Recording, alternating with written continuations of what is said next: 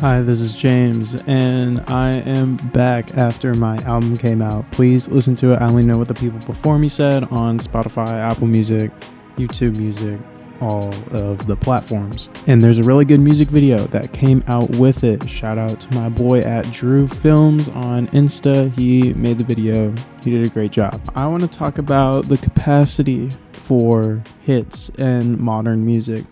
And the reason why I want to talk about this is how this isn't a new idea, but hits in the niche or a subculture are so big and more prevalent than ever. That being said, it feels less and less like new music is getting the same pop radio play. And like a lot of music that gets pop radio play isn't what people are actually listening to. A big thing I've noticed is like, when you put on Hits 1 on Sirius or like any real pop station, there's this weird trend that started about 8 years ago at this point that is playing music that came out well before this radio broadcast. I remember even in like 2023 hearing Sugar by Maroon 5 on the radio and being like, this is insane. Like how that managed to persist, because it's not like it's like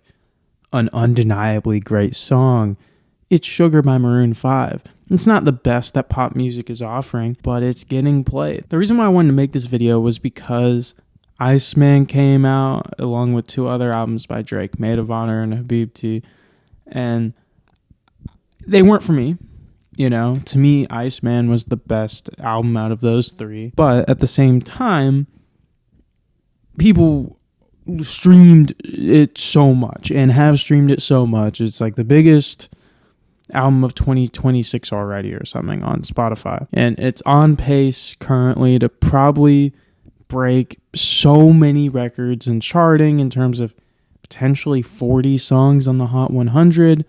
Never before done. Also, 3 albums probably going to be in the top 5, at least top 10. That's insane.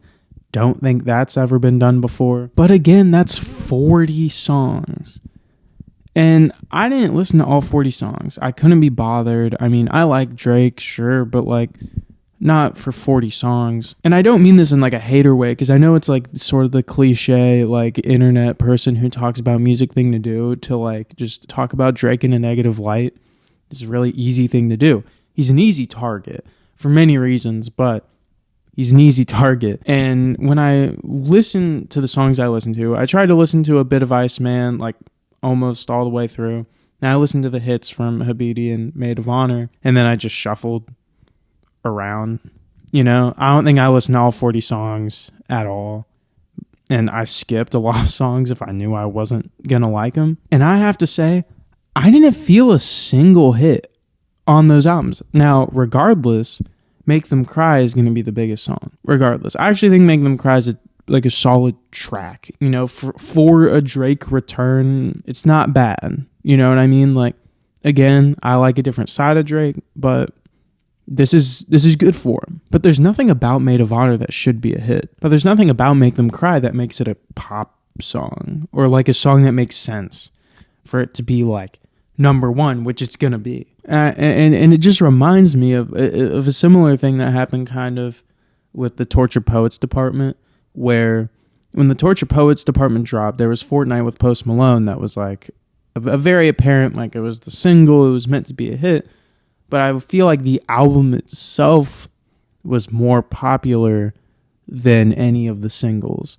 And that can be a testament to the art itself, sure, but it can also be a testament to the fact that like hits aren't made in the same way. Now, The Life of a Showgirl by Taylor Swift, I feel like that was her kind of doing something different. A, it was more poppy, but B, a lot of the songs were designed to be a hit. Now, ironically, I feel like it wasn't hitting in the same way some of her past stuff was, even though it was the most manufactured to be a hit possible.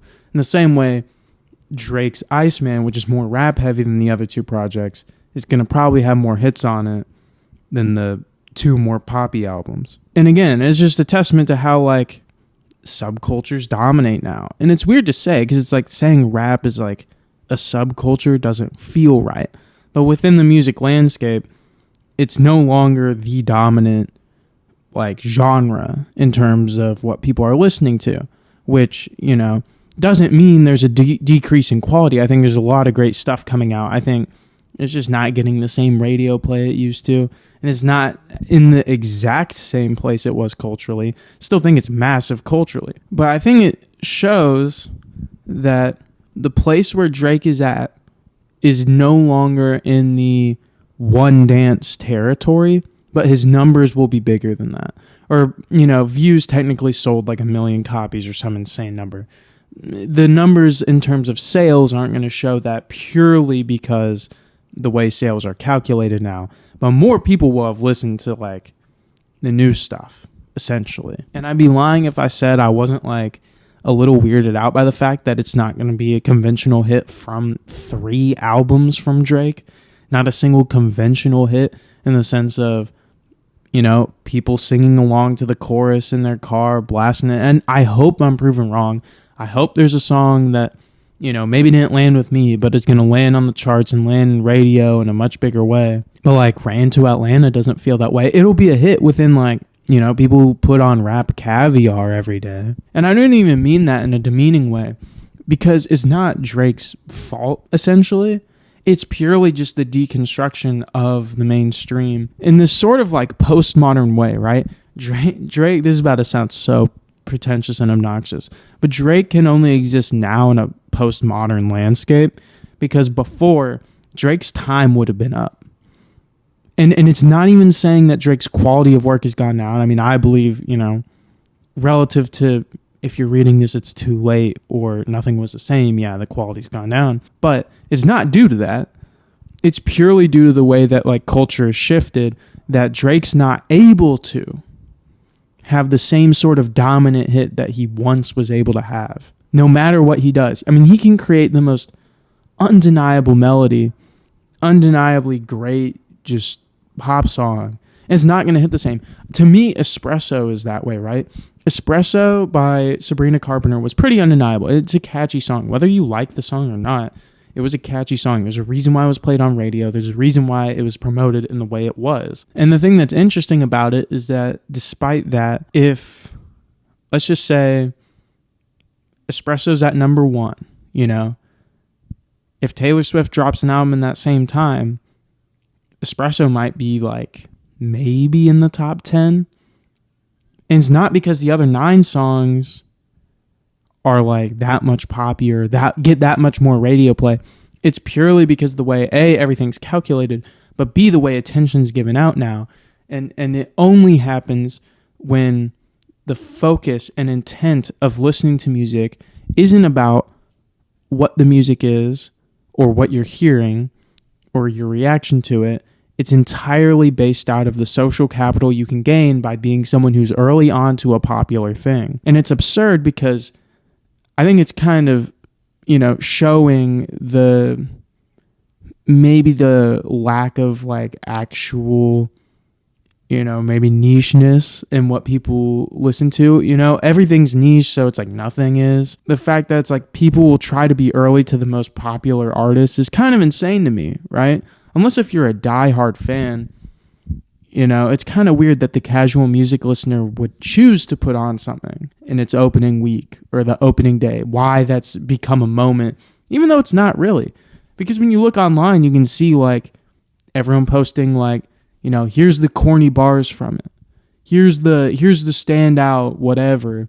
You'll hear it on a TikTok audio. And it's like, if you're hearing all the best moments and worst moments after the fact regardless, it's kind of strange to me that it's still this moment, right? But the moment does kind of come at the detriment of the focus being on the art. It's still just the social capital to be gained. And it's probably due to also the like fact that it's like economic mobility isn't what it used to be in America. So what are some of the ways you can sort of enable this mobility? It's the same reason why people are attracted to looks maxing, even though it's absurd, is because there's the allure of being able to change your place in a sort of manufactured hierarchy that you've bought into. And I know this sounds like overly, you know, analytical of a rather simple trend, but it's very clear with Iceman, and to me, the way people are talking about it online, the way like Drake was in a beef and now it's like as if it never happened because people's first priority isn't about whatever allegiance, which also having an allegiance to an artist is kind of just so goofy because it's like you don't know them, you don't know what's actually going on in their lives. People immediately disregarded that, but also like people's first priority was seeing how can they affect themselves in terms of the social standing that they have. I only know what the people before me said. Thank you for watching. If you like this sort of video, subscribe, like.